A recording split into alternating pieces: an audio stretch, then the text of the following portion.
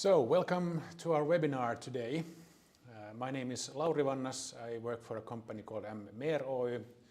We are helping out Finnish companies to establish their operations in Germany. And I'm very delighted to have as a guest today Marko Mikkola. He's the export director of Laitilan Wirvoitusjuomatehdas. And we have as a topic today how to start exporting beer to Germany. But before we start, we're actually located in Sofiankatu, Sofia Co-working in Helsinki. And I would want to give a special thanks to Sofia Co-working at this stage for the technical arrangement of this webinar. But Marko, can you introduce yourself? Thank you for having me here. As said, I'm an export director for Laitilan Wirvoitusjuomatehdas, and I've been doing this job for past 8 years. And as the title tells, I'm responsible for all the export sales in our company. Yes. So, like I said, the topic today is starting exports in Germany. And when I first heard about your business, how to start to sell beer to Germany, it's like a little bit like starting to sell sand to Sahara. So it's maybe not the easiest way to start exports. So maybe can you elaborate a little bit the background? How did you pick Germany as a target market? Yes. Germany has been a long time in the wish list of our owners, but not until 2019 it became more realistic.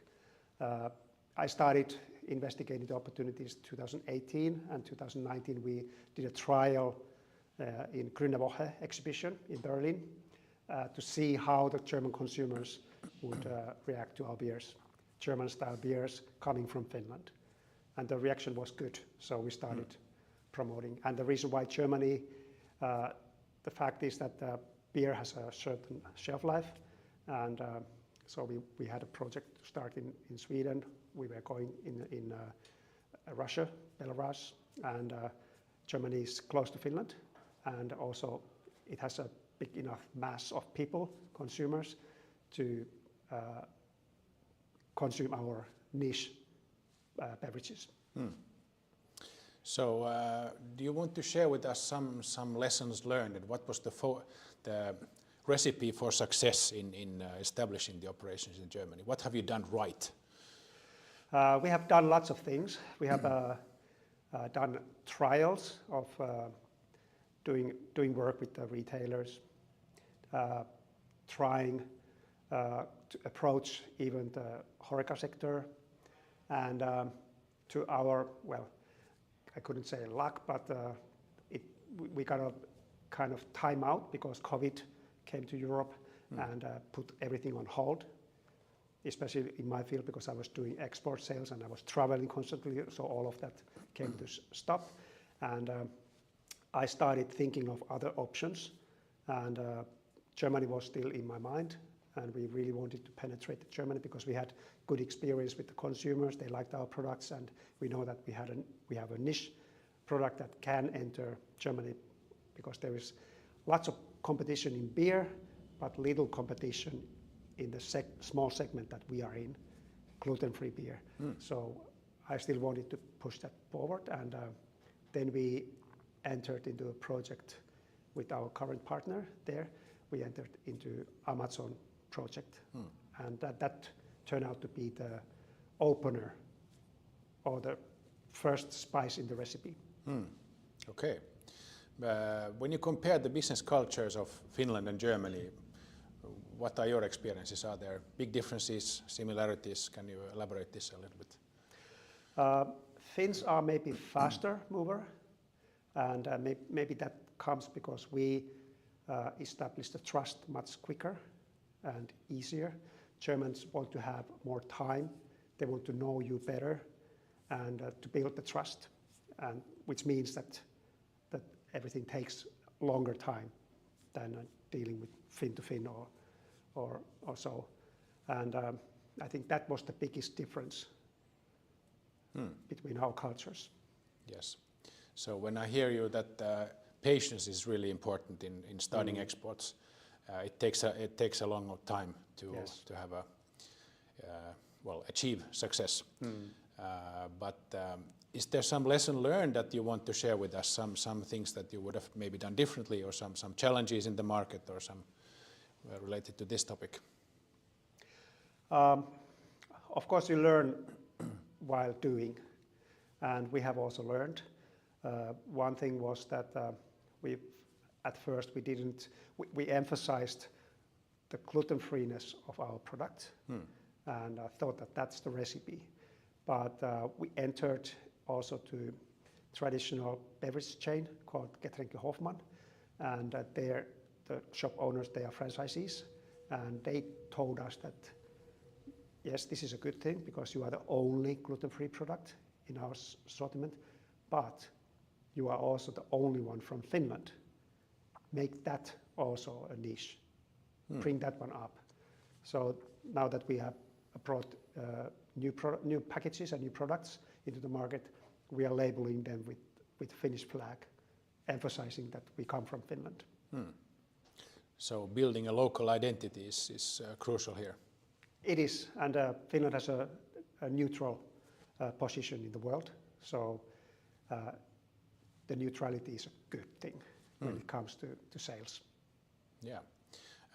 What was the feedback from the German consumers? Can you elaborate that a little bit more? How did they like your products? Of course, like in many other countries, when it comes to food and beverages, people tend to like their own. And but we have tested. Every year we are in Grüne and we meet there about 10,000 normal people. They are just consumers who visit there. They come to buy our beer. It's not only also. It's a good way to get the true feedback when they have to pay €2 for a cup of beer. Then they really tell what they feel, and 99% of the feedback is good. Or that 1% is only they have the idea that beer can come only from Germany, which is of course also correct. Germany has only good beers. One thing is about launching the exports. The other aspect is, of course, keeping the customers. How loyal are the German customers in your experience? Talking about beers, for example. I have that experience that they are very loyal. If you build up the partnership tight from the very beginning, they stay with you. And we have that experience basically with everyone. We started the project with Edeka supermarket chains, and we had a Finnish company to partner up, and we had even our own salesman to go into the supermarkets. And now we have stopped that one for more than a year, but still some of the shops keep ordering our products. The loyalty is still there because we kept good care of them. But again, you have to devote time to build this loyalty and trust. And how do you handle the let's say the after-marketing, the customer feedback, so to say, there? How have you solved this issue in Germany?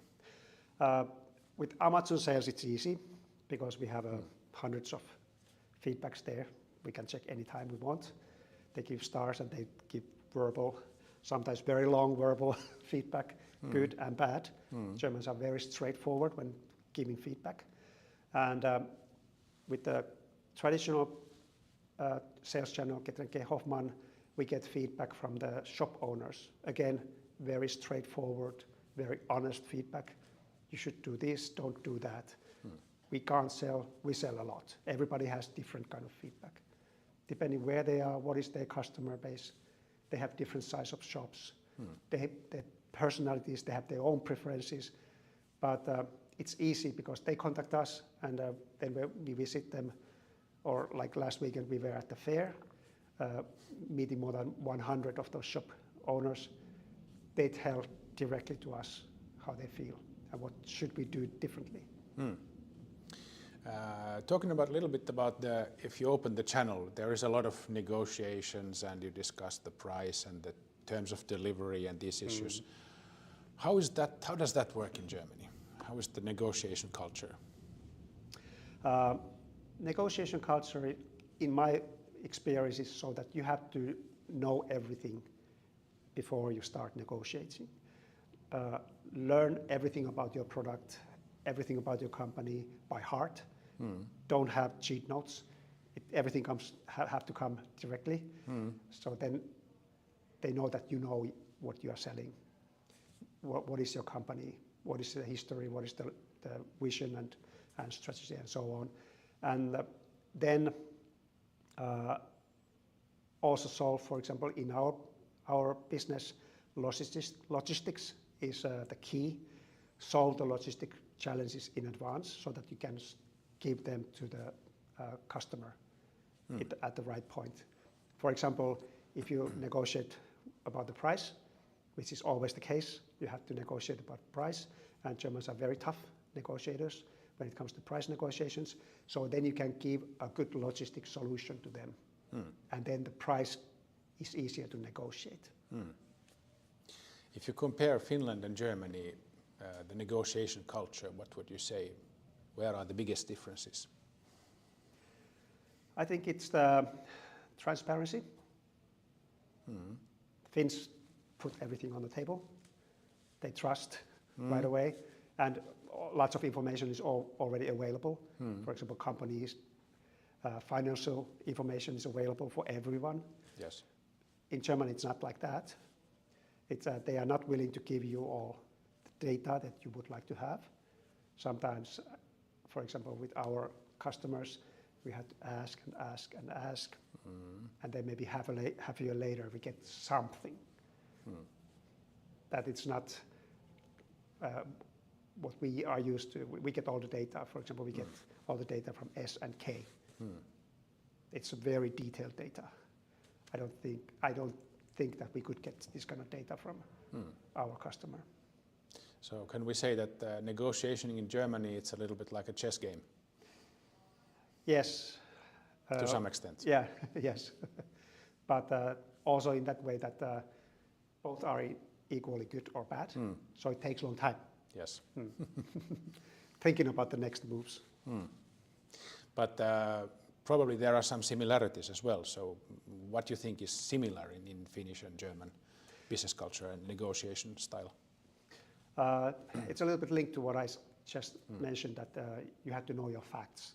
So Germans think like an engineer, just like Finns.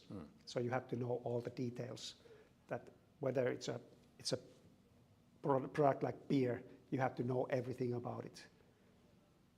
You can't go to your phone and check what were the malts and what were the hops. You have to know them, and so that the customer trusts you that you know your product.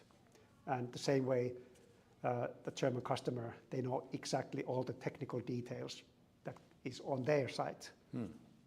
For example, regarding the shop layouts and the shelves and their internal logistics and how everything functions in. Yes, yes, exactly. So how would you describe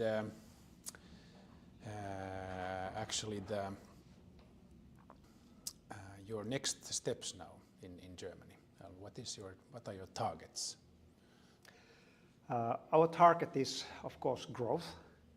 And now we are operating mostly in northern Germany because it's easier for Finnish company, both logistic-wise and also the fact that the Germans in the northern Germany, they know more about Finland. They are more accustomed to products coming from the Nordics. So we are expanding in the north, but also thinking about going to some shops in the south. We have interesting contacts coming from there, requesting us to go further to the south. And like in everything in consumer business, we have to come up with new products to satisfy the customers' needs. So every year we are adding more products into our portfolio. Exactly. And when we talk about the German market a little bit more, how big does the, let's say, social media and influencer marketing play in this industry? Well, how would you describe this issue? Beverage industry is very traditional. They still have these handouts that the leaflets are given to households. but we have decided to put all the money into social media advertising, mostly because our target group are the younger generation. We can't turn the heads of the older generation who have always been drinking that same beer. We can't. Only if they have celiac disease, then they would try our gluten-free beers. But that's only to 2% of the population. So what we are doing is putting efforts on social media marketing, and maybe not so much on the influencers, except those who are in the field, meaning beer bloggers and beer influencers. Then I would like to ask you that there is actually quite many Finnish companies now doing exports already to Germany, and some other companies are thinking about starting exports to Germany, especially in the food sector or food and beverages industry. What would be your advice to these kind of companies? Let's say sort of like if you summarize a little bit your lesson learned from Germany. Yes. Maybe 3 things. One, to find a good partner, because you need a partner to, well, maybe depending on what is your product. But for example, we have alcohol, so we have to have a partner who understands the rules and the laws and can handle everything, who can control, for example, the deposit system. In Germany, it cannot be controlled from Finland. You need some kind of local presence there. And then second, commit lots of time, because things are not coming easy. But if you have patience, you can expect growth in your sales, and eventually also to make it profitable. Because number 3, you have to have resources to start, to do marketing, to do some kind of promotion. You can't expect that you have a good product that people would find it without doing marketing activities. And some channels are more expensive than others. We are doing lots of promotion now in Amazon, and of course that Amazon promotion goes directly to the Amazon customer, so they see our products.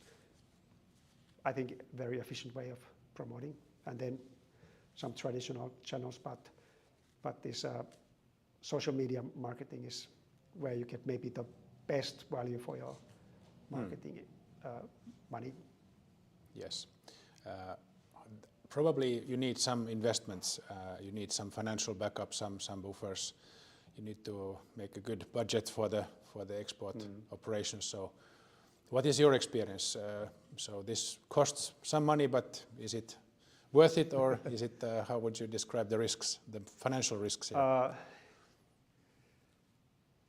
Well, different companies have different ability to take risks, but and we are not a big risk taker, so we are trying to go quite carefully. But I think the result is reflecting how much money you have put into it. So the more you put, the better the result. Especially in certain, like in our case, the Amazon, it's clearly, you can clearly see that more money you put in promotion, the more sales come. Yes. So it's quite linear in this way. It is. Yeah. Okay. What is, how do you see that a company doing domestic sales versus starting export operations? Why is it important to do exports, in your opinion, or to start exporting? If you are in a field that has a limited market in your home country, like we have 3 big players dominating the beverage market in Finland. Then we have lots of import. We have more than 100 small players in Finland. So, and for example, beer market is shrinking. So if you want to have growth, the only way to seek that one is to go exports. It's not an easy road, but that's maybe the only option. Yeah, that's I totally understand this. And you mentioned about the trend of a shrinking beer market, but is there some other trends that you want to mention? How about let's say alcohol-free products? Are they like, is there a growth in that sector, or? Yeah, that's the global trend. Also in Germany, Yes. very strong trend. For example, Germany is a very strong beer market, but 10% of the beers sold in Germany are alcohol-free. And we are also targeting it to that. We have very good products in that segment, and then we can also bring that niche, the gluten-freeness, into that with very little competition so far. How is your team looking like? Do you plan to have a German, let's say, a big team in Germany in the future, or is it more like a partner sales? And how do you see this, the near future, so to say? So far, we have been going to every market with a partner, and a partner then builds a team, or they have the existing team. Yeah. But like I said, we had a common salesman with one Finnish company at some point. It was okay, but not as efficient as I was hoping. And I think this current model, we are going to continue with that and then support our partner in other ways than creating a team of our own. Yes, so it's a pretty effective model in this way also. Yes, at least to our size company. Yeah, yeah. When you think about the past years now, when you have started exporting, is there some kind of anecdote or some extraordinary story that you would like to share us? Yes, in Germany, because we started our project before the COVID hit, and then everything went on hold. We couldn't go forward, and at the same time, both us and then our current partner, we didn't have a contract that time yet, but we started thinking about Amazon as a sales channel. Yeah. And I didn't have any previous experience with online sales because we cannot sell alcohol in Finland online. Our partners in Asia, they did online sales, but now I was not involved at all in that. And so this idea came suddenly to both of us. So it was very quick to start. In the end of 2020, we started the project and we launched the product early 2021 already. So this was a good coincidence. Okay, yeah. Maybe some words still about the German consumer.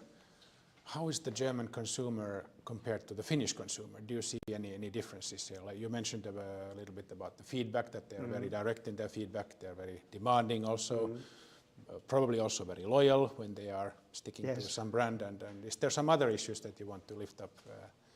We're talking about consumer behavior now. Well, maybe you can see that one easily in the supermarkets. That, for example, in the beverage section in Finnish supermarket, there are hundreds of different beers, for example, while in Germany the supermarket has tens of different beers. So that maybe tells about how loyal the German consumers are to their own brands, and the smaller the place, the more loyal they are to their own village brewery's brand, and that's maybe what the generations in the family have been drinking, and they are not willing to change so easily, unless there is a must that you move away and you can't get your beer, then you maybe are more willing to try something else. And also that Germany has very little imported beers. Yeah. That also tells something. Of course, the selection, domestic selection is huge, so Yeah. you don't need actually imported ones. And then, like you mentioned, that the logistics is important, and probably when you have a good channel, then you need a good capacity to deliver. Yeah. And so, but you have obviously managed to tackle the logistics issue well, or can you tell us a little bit about these issues? Send full trucks to Germany, and then sell to your customers through centralized warehouse. That's the key. We have tried also to deliver by ourselves, but it's more cost than profit. But it has worked well so far, at least with these volumes. Yes, well, of course there are some challenges. For example, with Amazon, it's not so straightforward always. But on the positive side. Yeah, yeah, okay. Maybe going a little bit to the details more. It's how does the German consumer perceive the, let's say, the physical product now? You mentioned about the bottles versus cans, and then these issues. Maybe can you tell us a little bit more about these kind of preferences? Yes, Germany is a very strong bottle market, and they are used to have bottles when they buy beers, or water, or juice, or anything. And we are insisting them to buy the product in can, because that's the way for us to have a cheaper delivery, a lower price. And when we started 4 years ago, I was already thinking that maybe this is going to be hopeless. But things are changing rapidly. So, for example, our customer, Getränke Hoffmann, they are now putting this Dosenbier, canned beer concepts into their stores. So things are changing. We are no longer maybe still many people think that the canned beer is the cheap export beer that the German breweries export out of Germany. But now they are also sold domestically, so we are not the only one anymore trying to break the market coming from Finland. So can we say that maybe as a foreign beer, it's maybe a little bit easier to break the old habit, so to say? Maybe so, yes. And then you don't have to, we are part of the deposit system, but we are not part of the bottle recycling system. That's dominated by the German breweries. So we are outsider in every way, so maybe for us it's easier. Very good, very good. But thank you, Marko. It has been a pleasure to hear about your comments, and thank you for the audience. And I think we are really wishing you all the best in your future endeavors in Germany and elsewhere. And thanks a lot. And the best of luck. Thank you. Thank you.